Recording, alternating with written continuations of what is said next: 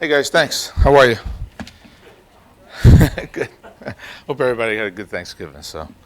For me, I was traveling up in the New England states and got back. It took me about, I don't know, 9 hours to get back yesterday, and the snow was horrible.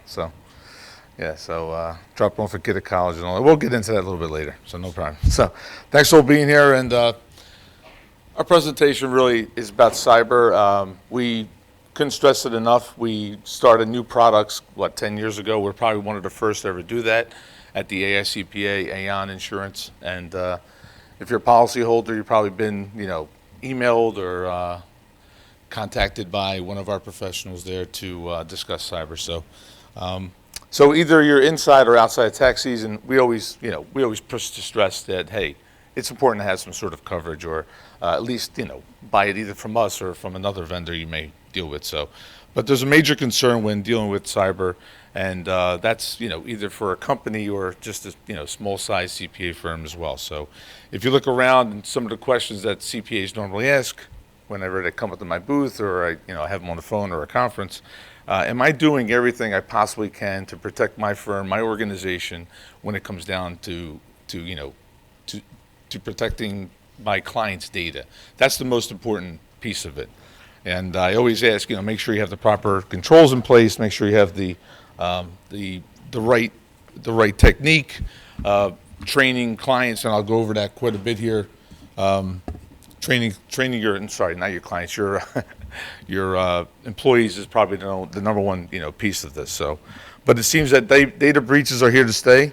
So you can make sure that your firm is always cyber ready and cyber secure.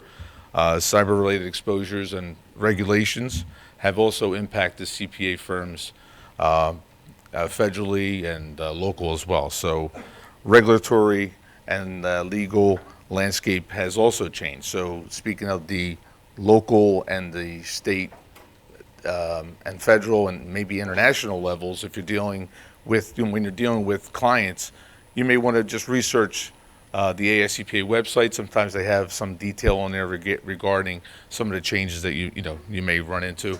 My associate, my colleague, Stan Stern, is speaking tomorrow, and he's probably going to touch on this a little bit more. But you have to just be aware of some of the changing laws and regulations. And I know, once again, you guys have a challenge where you have to protect your clients' personal identifiable information. And that's really important. I think all organizations have to do that. So, I might have went too fast. Here we go. Okay, so cyber breaches are on the rise.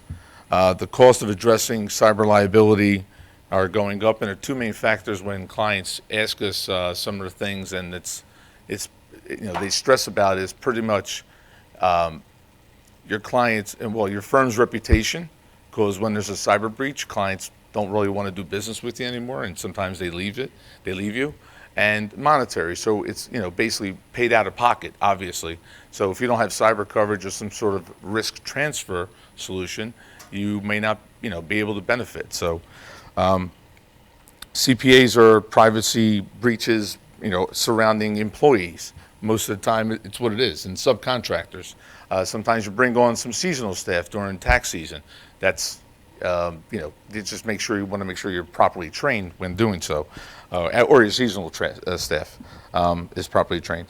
Cloud hosting applications, we see most of the claims that occur are cloud-based. When clients come up to me and say, "Oh, my stuff's in the cloud, it's secure." Well, most of the cloud is secure, but I always ask, "Oh, what about Google? What about Apple, Expedia, Microsoft? They all have breaches. Their stuff's in the cloud." So I always mention to them, "Hey, you just make sure you're dealing with an IT consultant who's aware of what you're doing and where everything is based out of, whether it's on your laptop, your desktop, or in the cloud."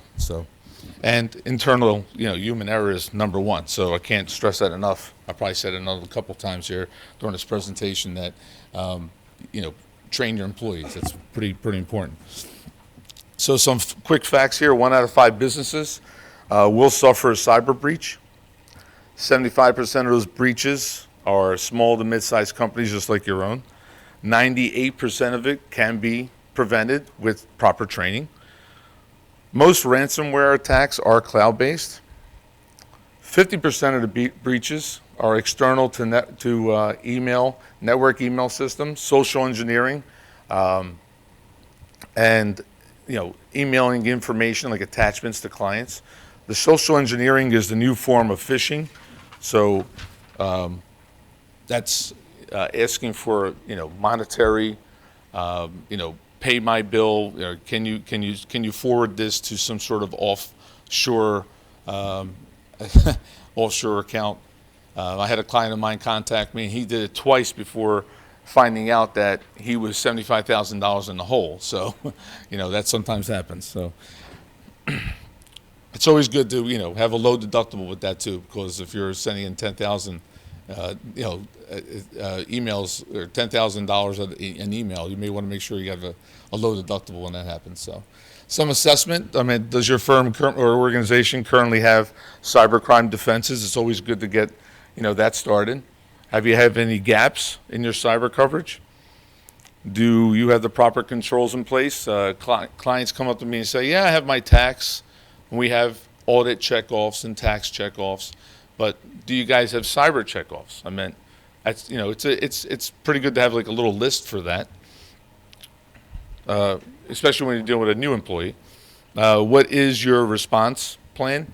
So we also have at the ASCPA a response kind of business continuity guideline that I can email each and every one of you if you're interested. And what it pretty much gives you is it enables you to have some sort of response plan in place when dealing with, okay, there's a ransomware attack. Who do I call? What do I do? If the managing partner's not there, if the owner's not there, what happens, So it kind of like details the proper procedure and protocol to abide by when having a cyber breach. So training your employees, as I said, and reminding your employees that there's policies and procedures of every firm, and make sure you kind of you have responsibilities here, and that's not to give away our clients' information. And I'll leave you with some best practices. Use encryption on sensitive data, obviously, with laptop, desktops, mobile devices. Develop a incident response plan, kind of like what I was just detailing regarding the ransomware and such. Back up your data. That's pretty obvious. Keep your equipment secure, whether you're away from the office or in the office. It's always good to be aware. We get lots of calls where clients are traveling, meaning our clients, CPAs like yourselves, are traveling, and they left the laptop in the back of the cab or or in a hotel room or something. So that's always it's always fun to go through that incident response plan with them. So make sure you know where your stuff is, pretty much. Security, train your employees. I can't stress that enough. And transfer of risk. Obtain coverage if you are a small firm. I mean, for the amount of breaches that happen and calls that we get on our hotline, I mean the average breach can run you around $150 to about $200 per each record. So if you have a family of 4, that could be 4 records that the state or that local government may be looking at. So it also covers you for the network damage, like your clients' information. Your response to them, that's important. You have to let them know their credit monitoring. That's all important when coming down to cyber insurance. Review what you have if you have something in place with your current insurance person, and make sure there's no gaps. So make sure you understand what you purchase. I mean, it's important. You're paying for it. So, and I think that's it. One last thing, though. Okay, I have a gift for every one of you, so no problem. But if you stop by our booth, and if you're one of the first 10 people to do so, I have a Starbucks gift card. But you have to do us a little favor, because we're running a little campaign at the office, and it's called Why I Like Being a CPA.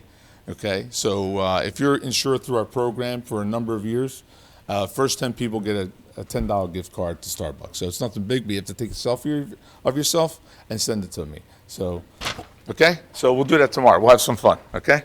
Thanks, guys.